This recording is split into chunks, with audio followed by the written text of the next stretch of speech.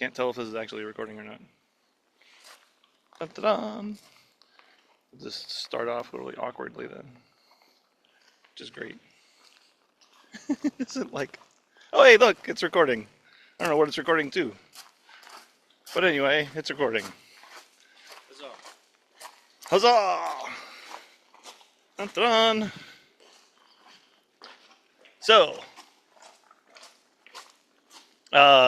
Iron Chef is about to start. The ingredient is, which I went with the scroll. A scroll that affects the world around it, changes the world around it. So also, this is Ellric. It is me. I should have shaved. Whatever. Can't see anyone anyway, it's all in shadows.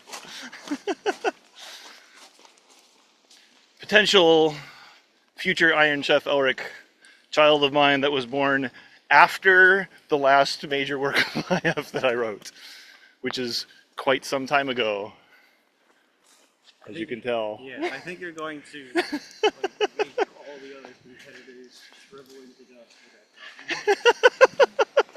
Like, no, what do you mean?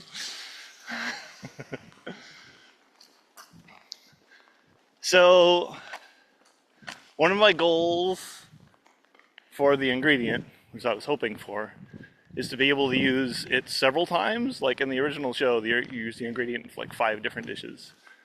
So I was like, it would be cool if I could use the ingredient a bunch of times. And a scroll that changes the world around it, like I could use several different scrolls in several different ways. And that would all, but that sort of feels like using it the same way, just using a bunch of scrolls. But it could work anyway. So one of the reasons I went with scrolls is because I was thinking like I was trying to come up with a story that used that. And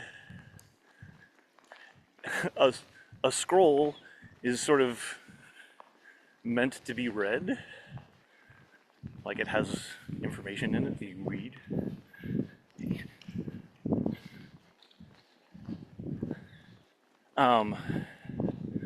So it would be interesting if the scroll changed the world around it before you read it, or like until you read it.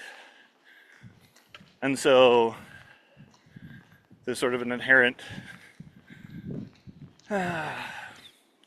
tension between like wanting to use it for its passive effect versus reading it.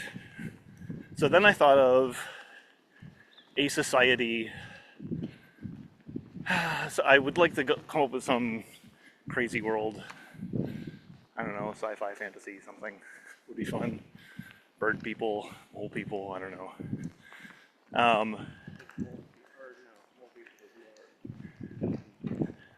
You think more mole people are more done than bird people? Yes. All right. And you could go with specific birds also.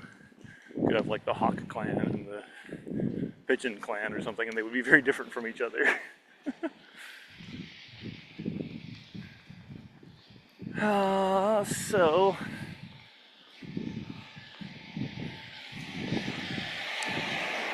So like in the past, like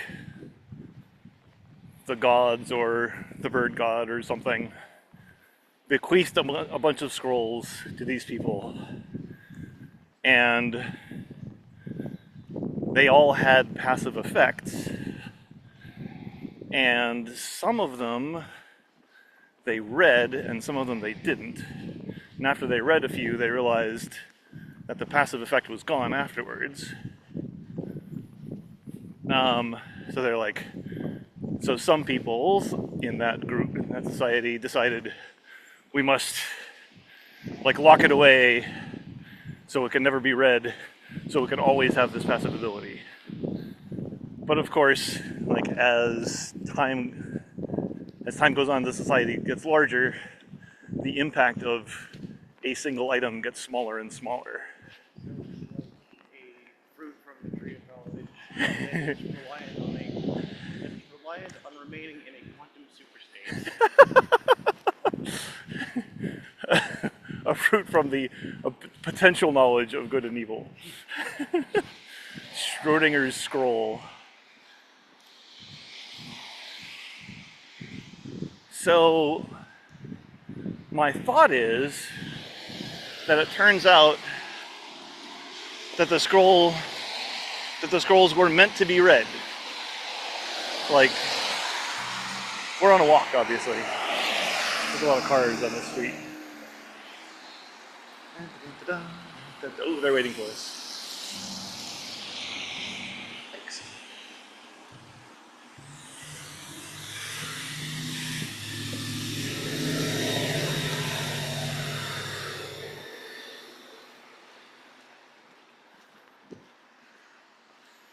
And the passive ability was supposed to just be a clue about what the scroll would do.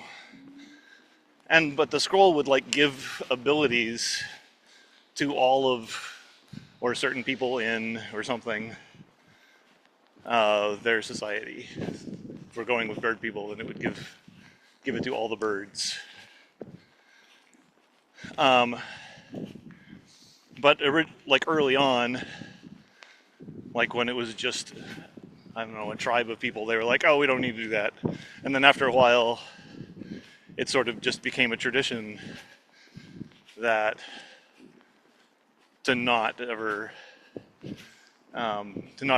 read the scrolls because it was too dangerous, or because again, if you are a small group of people and the ability is disseminated randomly, like like genetically, it's going to die out in a few generations because you don't have the population to support a bunch of crazy abilities. But now that it's larger, it could. And it probably always would have worked because it's a gift from the gods after all. I mean, like, that's not that's not the thing. So they did read some, so the abilities that people have came from the scrolls, and they don't know that. And maybe someone knows. I'm imagining like a small cult of people that believe that the scrolls should be read, that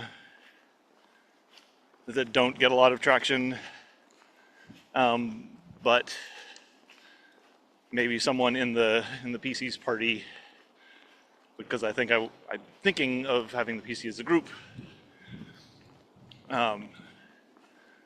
is a member of this cult and thinks that the scrolls should be read and doesn't really know why. They just feel, it's a scroll. Like, you should read it clearly. Like, whatever it is, the scrolls afford reading. They don't afford, like, stashing away and making sure that this small area has this fun ability. So, the plot of the story is a heist where the PC and some other people are trying to steal a scroll from the king, or steal some scrolls from the king, because it's been hoarded and the king isn't using anything wisely, and I don't know, standard, like, terrible king things.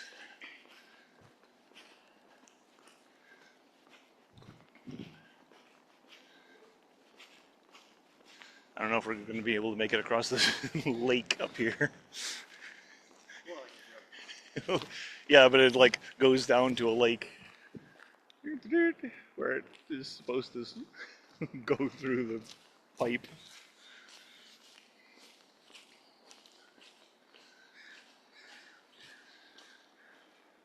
And my other thought is that the king's child traditionally would be a daughter. I've made. This is muddy. That's right. There we go.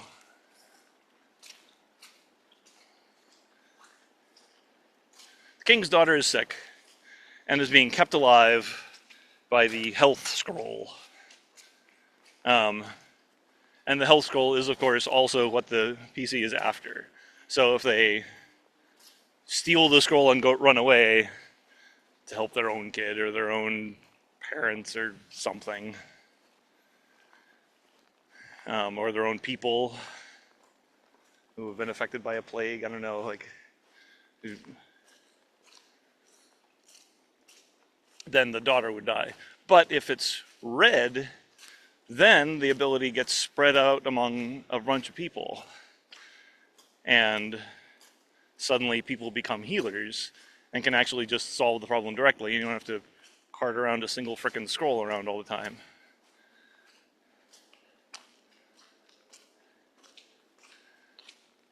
You could do more gray than that. Uh-huh. Like a plague is going around that the daughter also has, being kept alive by this scroll. Yeah. So, and if it is red, then a bunch of random people become immune, which might include the daughter, might not.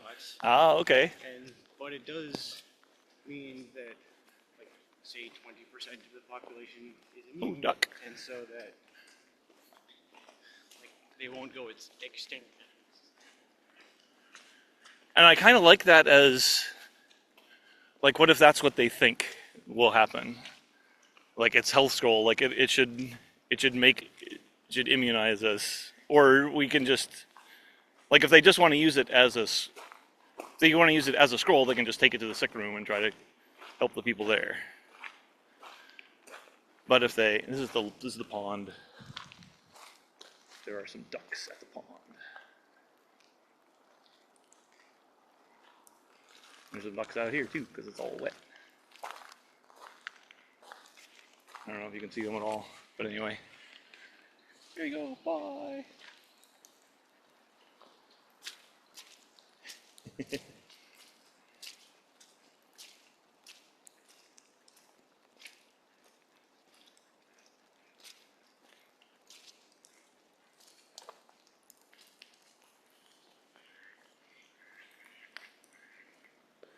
Yeah, I could see that. Like, maybe it'll.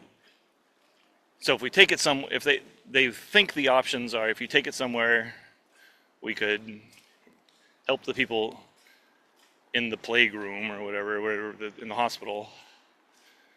And if we read it, maybe it'll just make some percentage of the people immune. And what they don't know is that it would actually not only would it make some people immune, but it would make some people healers. Yeah.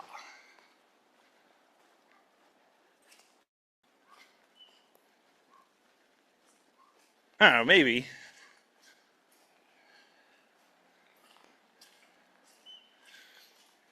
So I was also wanted to have other scrolls. Like, I feel like the PC should come equipped with some of the scrolls from their people that have been, I don't know, sequestered away.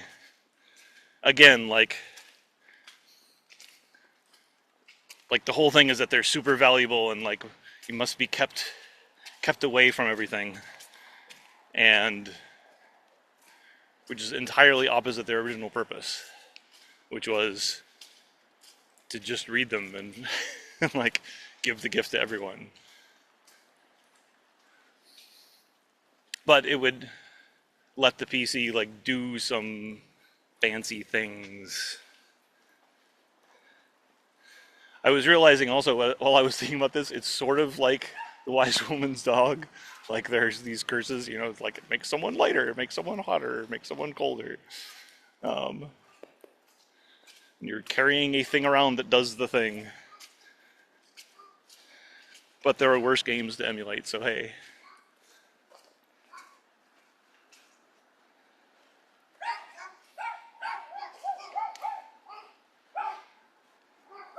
At one point I was thinking of like an ability to, for like actual like abilities that some people have, like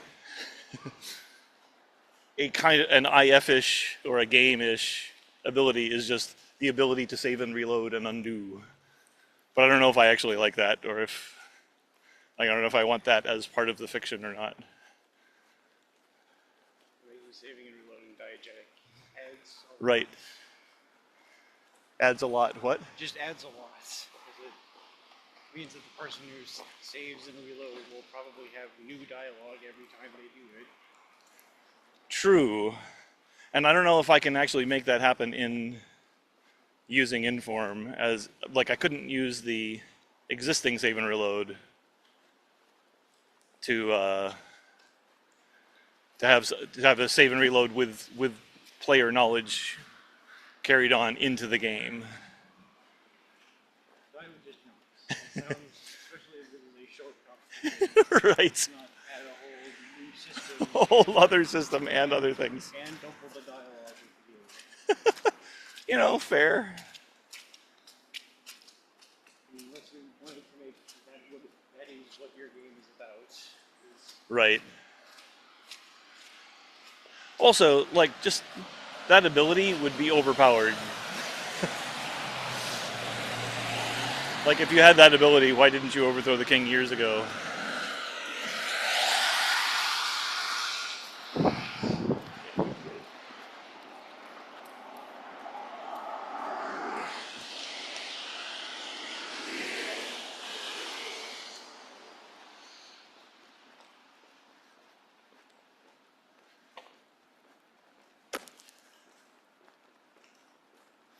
So one of the fun things about, I don't know, IF magic systems like Enchanter or something, is that you have these weirdly specific spells that are then exactly what you need in some weird situation.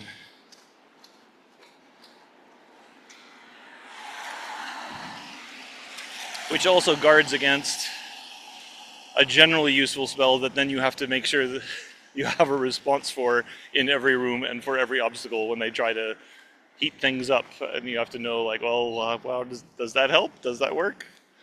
Or something.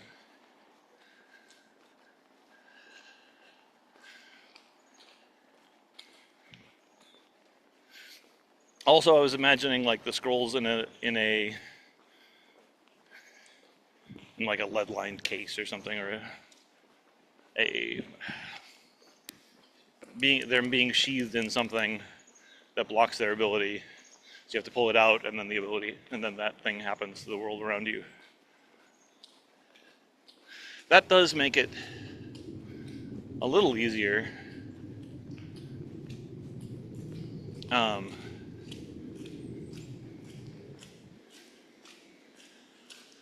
little easier to implement, because then it's only like once per room that I have to implement. Like, if you unsheath the whatever it is in this room, what happens? Like, okay, there's no wielding it specifically against a particular thing. The object combination. The object combination is just scroll to room, which seems manageable.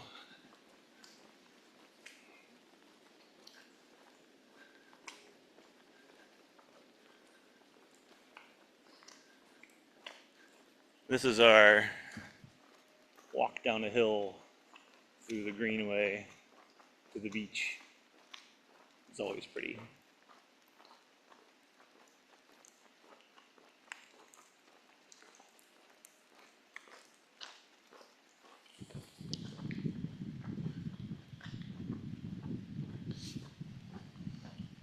So you could make it somewhat interesting. But I would also, it would be nice, like if the player could read their scrolls from the get-go. And then other people in the game, both in your party or you or NPCs, or like obstacle NPCs, would also get those abilities.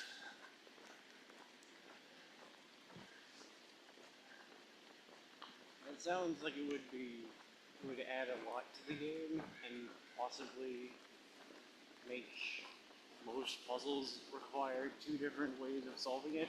Alright, if you have Right. read this and not read this, So I would probably make it a puzzle in order to convince all members of your party that you should read a particular scroll.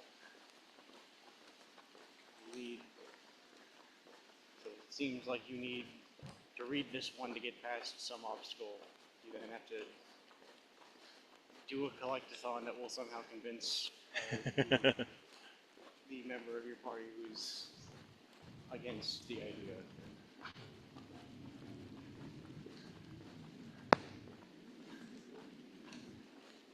That makes sense. And I only have 5 days, so that makes more sense. And I really want to have like multiple solutions to all my problems. I don't know why. I feel like, oh, hey, that's a job I want to give myself. Let's just make everything with multiples. I mean, if that inspires you more, that does mean you will Be work, more- you will work on it more often, and therefore, in a sense, have more time to work on it. True. I'll be less like sitting around discouraged, being like, this stupid game.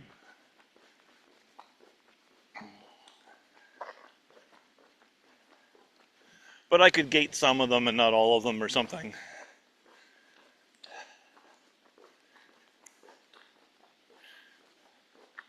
So part of it, I guess, is then would be coming up with a good, solid puzzle like tree. Like make sure that I knew what all my puzzles were and I knew what all my scrolls did.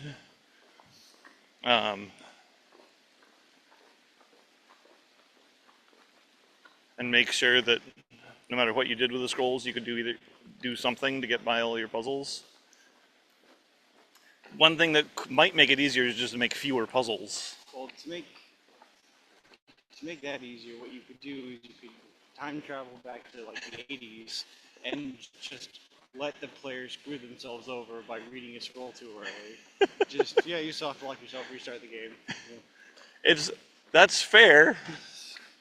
I could absolutely do that, and I'm like, my shtick is that I'm old school. So, but I have to say, even in '97 or '8 or whatever it was, like we already had the Zarfian cruelness scale, and everyone was like, "Yeah, don't be cruel. Like you have to be merciful. Like maybe like a single undo is okay, but that's it." But it would be funny to just be like, you have to figure out exactly the order in which to read or use all the scrolls. You just have to like keep on going. That would make more sense if diegetically you had the ability to save and reload. Yes. Maybe a PC has the ability to diegetically save and reload, but your saving and reloading isn't using that ability, so that person knows, no, don't read the scroll yet. It's too early. That might make things too easy, though. Maybe they could be like a mentor who sometimes shows up. At the save spots. Yeah, maybe they. I could imagine there being save spots, yeah. Maybe they're the one who gives you hints. Yeah. No, and I can't tell you the solution because the timeline relies on you figuring it out, so I can't just tell you, but I can give hints. That relies on me actually like figuring out why on earth like knowing the solution would be a problem. Because obviously, like if the player replays it, the player will know the solution, and like how can that be a problem if you are playing the game? Maybe your player character, by figuring it out themselves, quote unquote, will gain more confidence, and they need that confidence to beat the final boss or something. Okay. So then the player doesn't need to gain confidence, but the PC does. Yeah, I'm not really liking it. Okay. It's not a big deal. I do sort of like the idea of someone who can diegetically save and reload, and they're just kind of insane, but they give you hints sometimes, and then you only figure out later that they can save and reload. And then you can ask, why did you do that? And they go, hee hee ha ha, and skip away. That's right. There's no good reason why they do it. It was just goofiness. Sort of lampshading the whole thing. Just solving all plot holes with lampshades.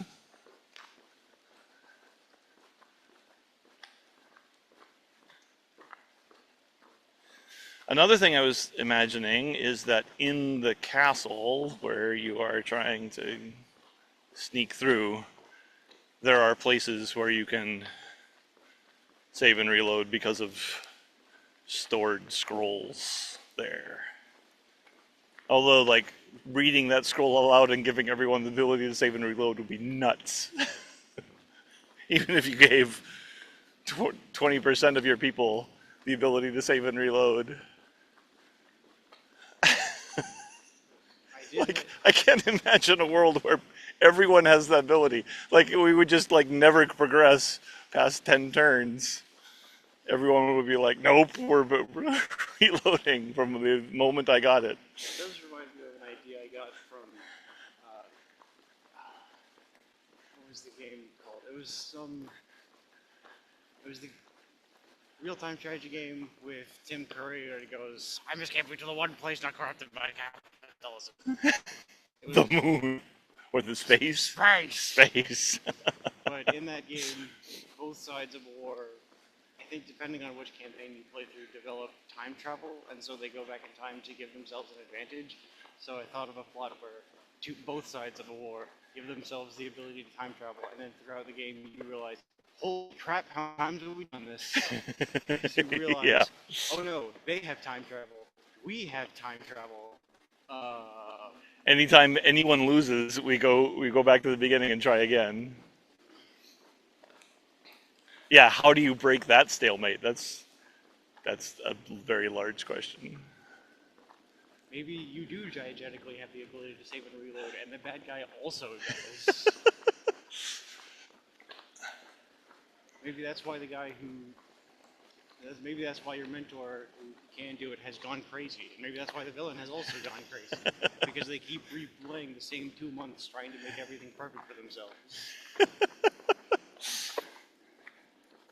I could also see a thing where everyone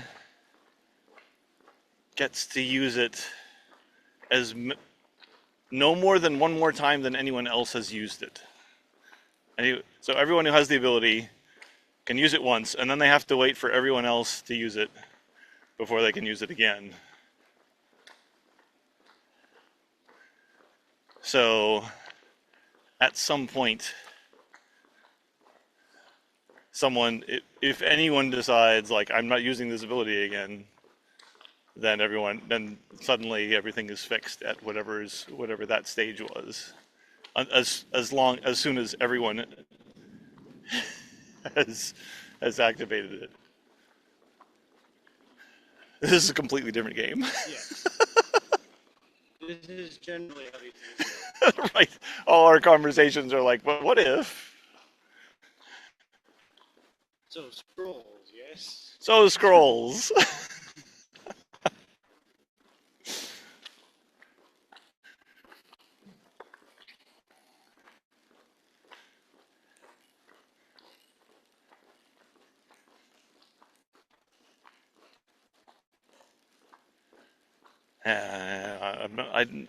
The more I think about it, the more I would like to make saving and reloading work diegetically, but the less likely I feel it is to work.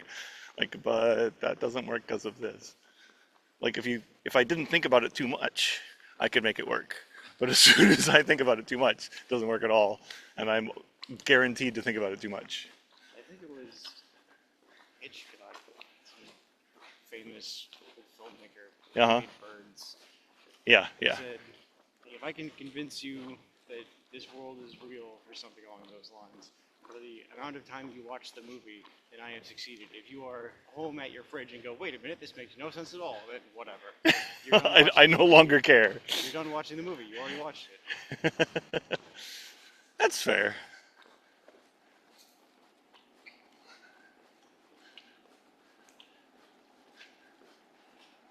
I don't agree with him, but you could go with that philosophy. Why don't you agree with him?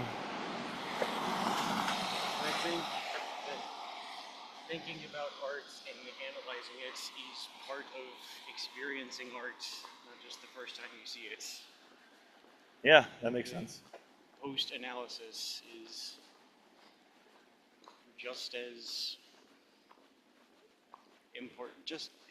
What's the word? I know there's a word I'm looking for. Relevant? This is Close. okay. Anyway, Now I feel like I also almost remember that word. I feel like I got the point. Yeah. Analyzing it is just more the part of art as watching it, basically. Yeah. And in fact, like, if the art you consume, you only think about it while you're playing it, or while you're consuming it, and then that's it. That's not as much impact as the art could have. Like, if you get to think about it more afterwards, that's great. If it makes you change your life, that's amazing.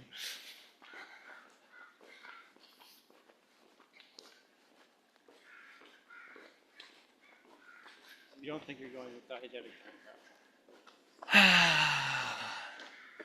I don't think I'm going with diagetic time travel. I should probably like just make these decisions because I only have some amount of time. I can't like hem and haw like about as much as we already have. right. Well, I can hem and haw today. I just can't hem and haw tomorrow. Alright. And it was productive getting all the Getting the hem and hawing out of my system. That's right. So today's Saturday, and things start tomorrow morning at 4 a.m. my time, I think. So I'm not letting myself write anything down. Like I'm not even like take notes or stuff. But I did want to talk.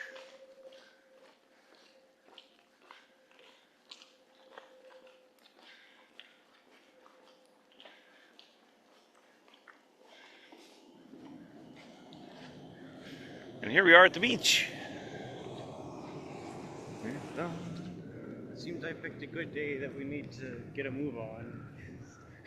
It's not as good as it usually is.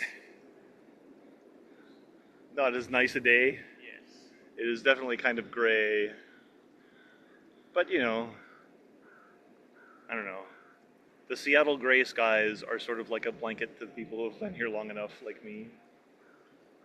Like, oh, it's nice and rainy again.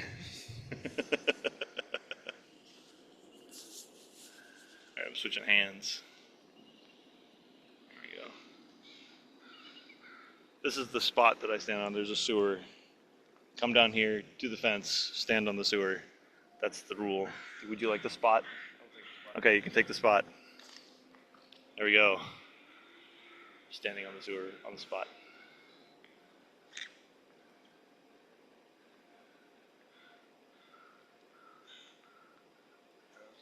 All right.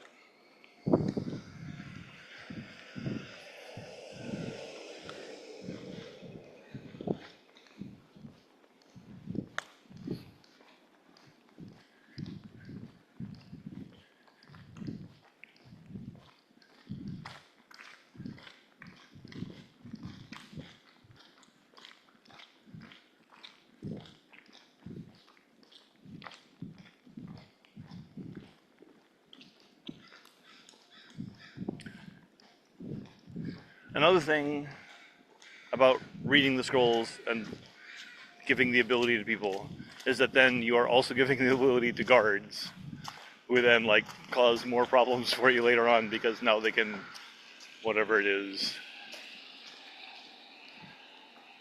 turn purple things invisible. That is one of the spells in Zork Grand Inquisitor, I think, which is funny. Community joke in Warhammer 40k. Orcs believe different colors do different things. So the fan base made up that purple orcs are invisible because they think it is. And their explanation is, well, have you ever seen a purple orc? That's really funny. I wonder if someone got that from Zork, the Grand Inquisitor, or if it was just spontaneous somewhere else. Really, okay, I don't know how hard it would do this joke came about, but definitely early 40K were nerds in that way. Yeah. If it was early enough, it could be the other way around. Like the CGI people could have been like we'll make the full orc thing.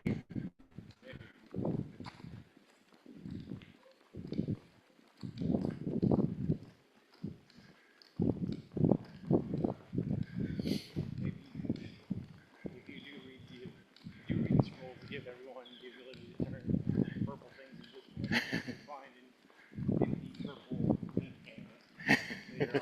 Go, Right. oh no. Oh no. Because with the ability came the knowledge of the ability.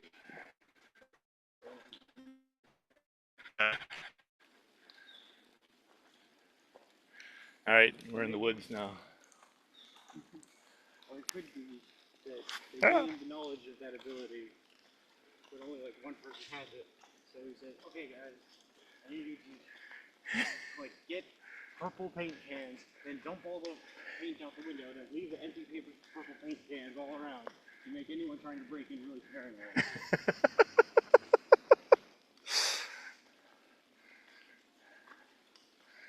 That is excellent.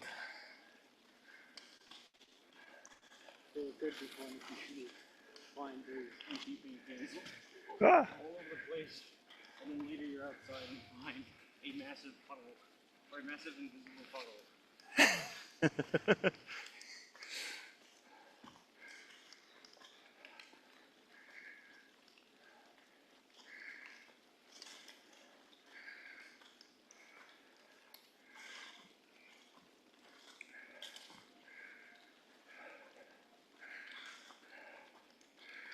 It does. I brought up the purple thing's invisible because it was a funny example. And now I'm like,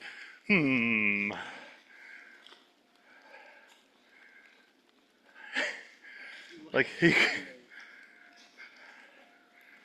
reading that scroll, finding all the paint cans, and then the invisible puddle is an item you need to solve a later puzzle.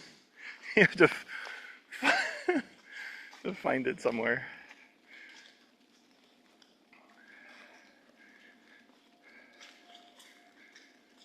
Also, if this is a Ooh, this is muddy. purple color is incredibly rare. Yeah. Well, I mean, that's because of the animals that live on Earth Yes. and the way we made purple dye. So, like, So you could bring that over into the yeah.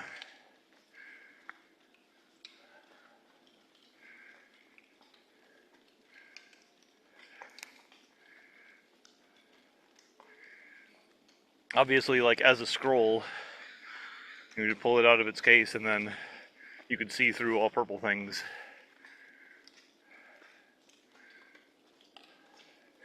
And that seems potentially useful. Like, you see through part of a tapestry and realize there's a door behind it. That can be fun.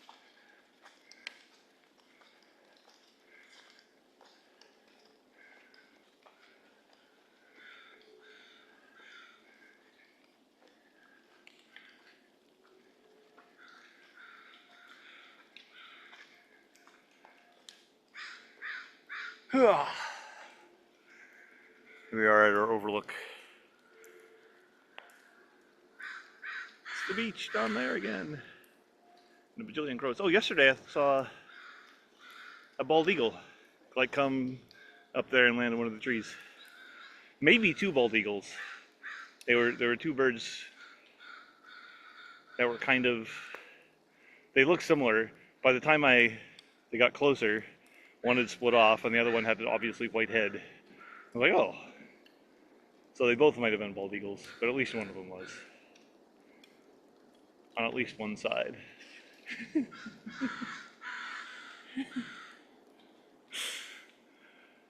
keep going. All right. Ellric has to get back for writer's room.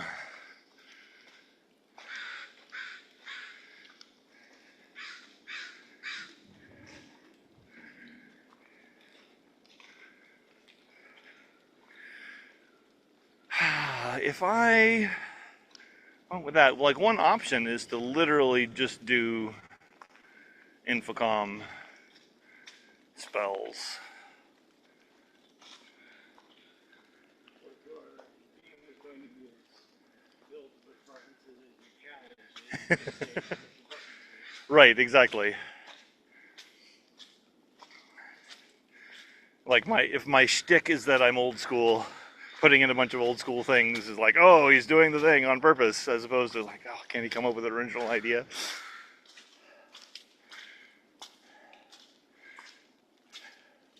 I think I'd probably like to do it if I did do a bunch of references, like Zorkran Inquisitor did, which it had a bunch of spells from the Enchanter series, but then also made up its own.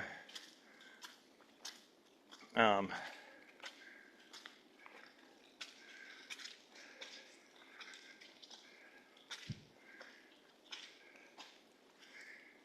you could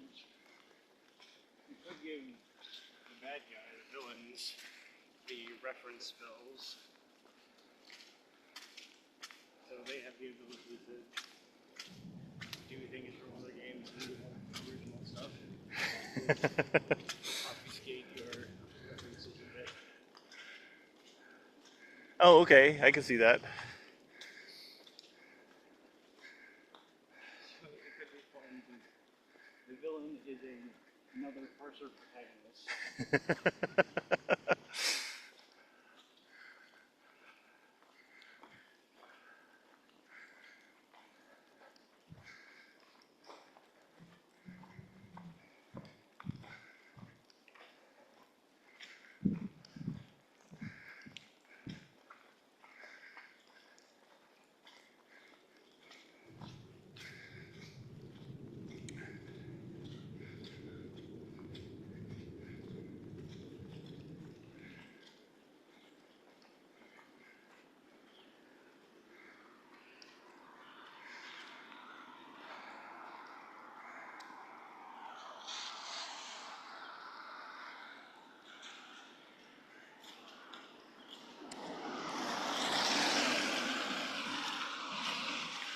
So yeah, like one of the classic spells is like unlock item or something.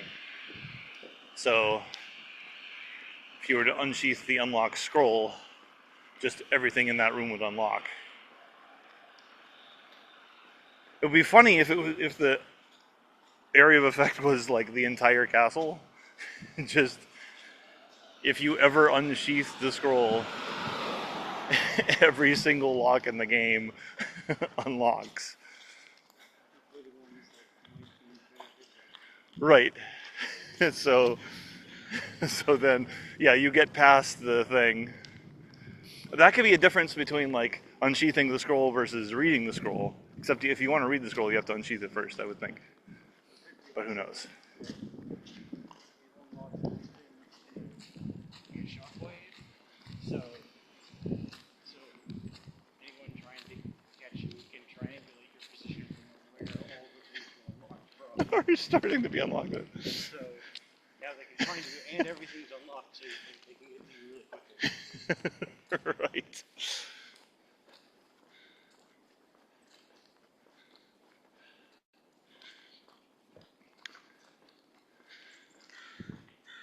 And that, go ahead. You could have that be like a instant fail for unsheathing it at the wrong time.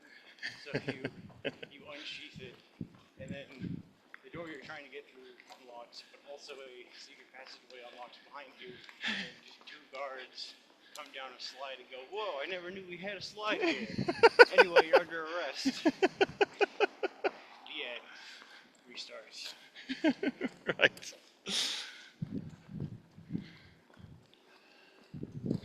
That could be a difference between the scroll effect versus the reading it effect. Is that after you read it, a person would have the ability to